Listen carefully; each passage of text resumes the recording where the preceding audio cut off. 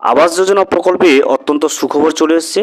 যারা প্রথম কিস্তির 60,000 টাকা পেয়ে গেছে বাড়ি তৈরির জন্য, তারা স্ট্যান্ডার্ড প্রসিডিওরের নিয়ম অনুযায়ী যদি লিন্টন পর্যন্ত বাড়ি তৈরির কাজ সম্পূর্ণ করে ফেলে, তাদের জন্য কিন্তু দ্বিতীয় কিস্তির টাকা তাদের ব্যাংকের অ্যাকাউন্টে কবে রাজ্য সরকার দেবে সে বিষয়ে কিন্তু ক্লিয়ার জানিয়ে দেওয়া হয়েছে নির্দেশিকার দ্বারা।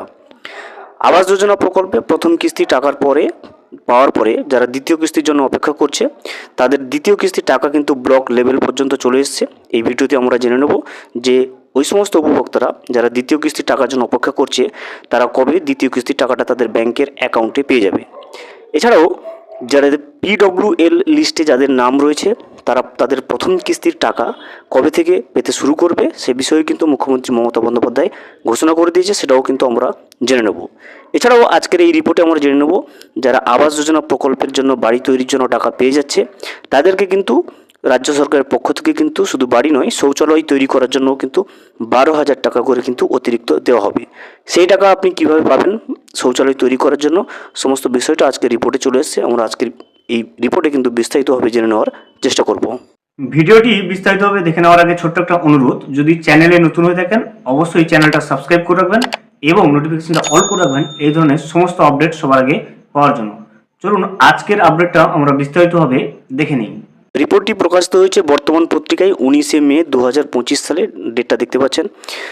বাংলার বাড়ি প্রকল্পে শুধু মাথার উপর পাকা ছাদই নয়, মিলছে পাকা শৌচালয় তৈরি করার টাকাও। দেখতে পাচ্ছেন আবাস যোজনা প্রকল্পে যারা প্রথম কিস্তির টাকা পেয়ে গেছে, তাদের শুধু বাড়ি তৈরির জন্য টাকা দেওয়া হচ্ছে না, শৌচালয় তৈরি করার জন্য কিন্তু টাকা দেওয়া হচ্ছে। শান্তিপুরে চিহ্নিত 186টি পরিবারের হাতে তুলে দেওয়া হবে 12,000 টাকা অনুদান। মূলত কাঁচা শৌচালয়যুক্ত মুক্ত নির্মল ব্লক তৈরিতে কিন্তু এই বিশেষ উদ্যোগ নিয়েছে প্রশাসন। আবাস যোজনার টাকা দিতে প্রথম সার্ভে হয় 2019 সালে, কিন্তু পরবর্তীতে সেই টাকা নিয়ে কেন্দ্র রাজ্য দীর্ঘ টানাপোড়েন চলে। শেষ পর্যন্ত আবাস যোজনার টাকা দিচ্ছে রাজ্য সরকারই। বাংলার বাড়ি প্রকল্পে দু কিস্তি মিলিয়ে টোটাল 1,20,000 টাকা দিচ্ছে রাজ্য সরকার, যার প্রথম কিস্তির 60,000 টাকা ডিসেম্বরের মাসেই কিন্তু দেওয়া হয়ে গেছে। আমরা সকলেই জানি ডিসেম্বরে কিন্তু প্রথম কিস্তির 60,000 টাকা পেয়েছে এবং দ্বিতীয় কিস্তির টাকাও কিছুদিনের মধ্যে ঢুকবে।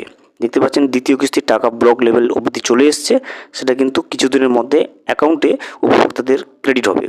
নদিয়া জেলার শান্তিপুর ব্লকের ক্ষেত্রে উপভোক্তার সংখ্যা প্রায় 4,023 জন। পরবর্তীতে অবশ্যই এই তালিকা থেকে বিভিন্ন কারণে বাদ যায় 122 জন।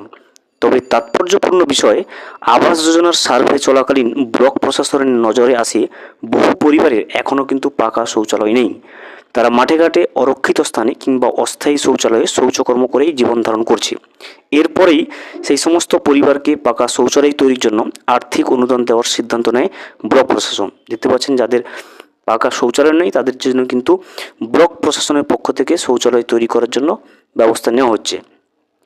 ব্লকের কতগুলি বাড়িতে পাকা শৌচালয় নেই তার তালিকা তৈরি করতে প্রশাসনিক কর্তাদের নির্দেশ দেওয়া হয়। এরকম 186টি পরিবার চিহ্নিত হয়েছে যাদের পাকা শৌচালয়ের কিন্তু ব্যবস্থা নেই।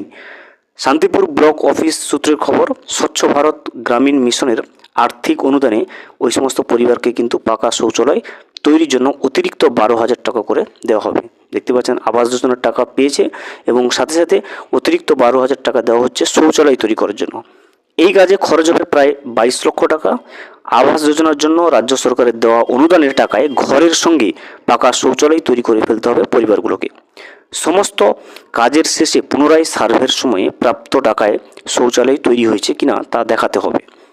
শান্তিপুর ব্লকের বাগচাড়া, হরিপুর, গয়েশপুর, ফুলিয়ার মতো একাধিক গ্রাম পঞ্চায়েত এলাকায় ছড়িয়ে ছিটিয়ে রয়েছে এই সমস্ত উপভোক্তা। শান্তিপুরের বিডিও সন্দীপ ঘোষ বলেন, আমরা নির্মল ব্লক গড়তে উদ্যোগী।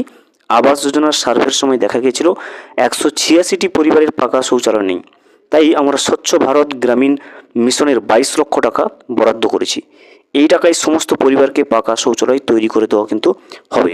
দেখতে পাচ্ছেন আবাস যোজনার প্রকল্পের টাকা পেয়ে গেছে বাড়ি তৈরির জন্য।